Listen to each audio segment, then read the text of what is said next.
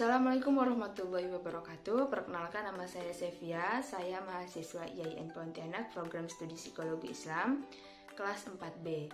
Nah, pada kesempatan kali ini, saya akan sedikit menyampaikan tentang konsep dan pokok ajaran dari salah satu agama di Indonesia. Nah, pasti teman-teman sudah mengetahui nih, di Indonesia sendiri memiliki 6 agama. Yang pertama yaitu Islam, Kristen, Protestan, Hindu, Buddha, dan Konghucu. Nah, pada kesempatan kali ini saya akan menyampaikan sedikit tentang konsep dan pokok ajaran dari agama Buddha.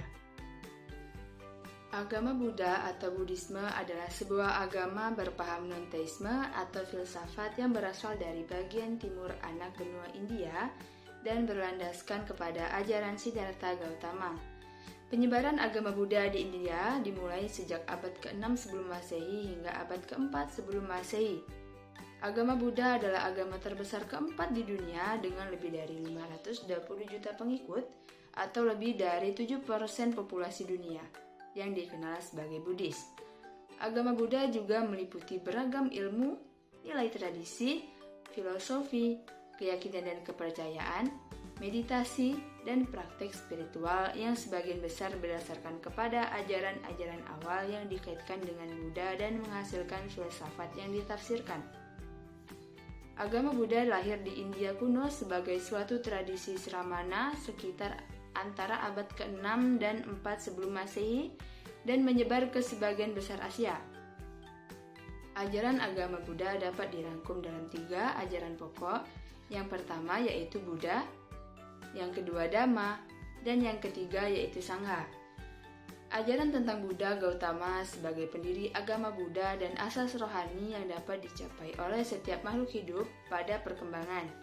Ajaran tentang Buddha berkaitan pula dengan masalah ketuhanan yang menjadi salah satu ciri ajaran semua agama.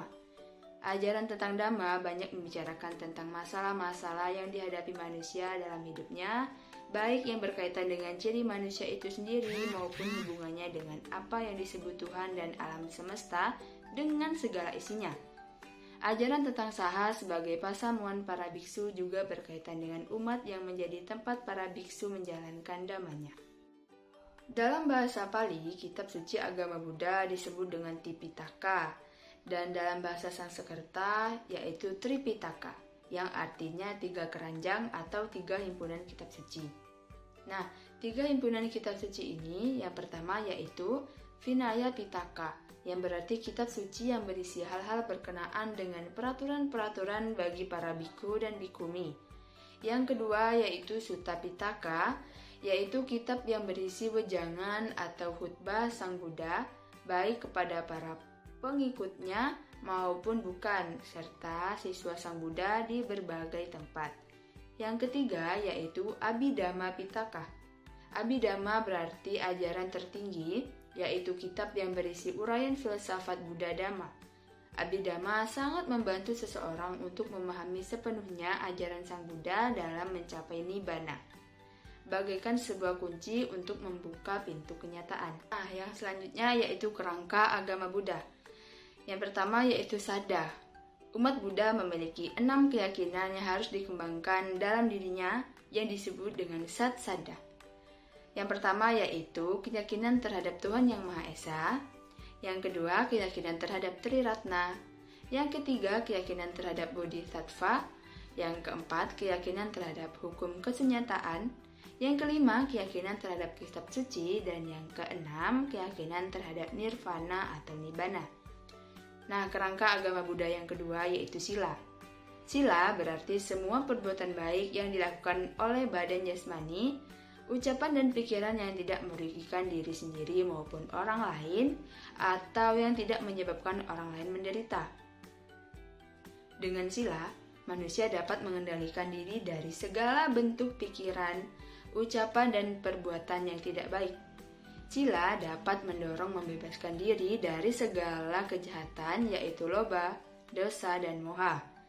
Agama Buddha mengenal beberapa macam sila yang wajib dilatih dan diamalkan oleh umat Buddha, pandita, bhikkhu, dan samanera atau samaneri seperti Pancasila Krama, Atanga Sila, Pandita Sila, dan Dasa Sila.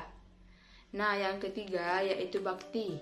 Agama Buddha mengajarkan tentang bagaimana cara berbakti kepada Tuhan, kepada para Buddha dan Bodhisattva yang dilakukan di vihara, cetaya atau candi dengan mengucapkan parita dan meditasi.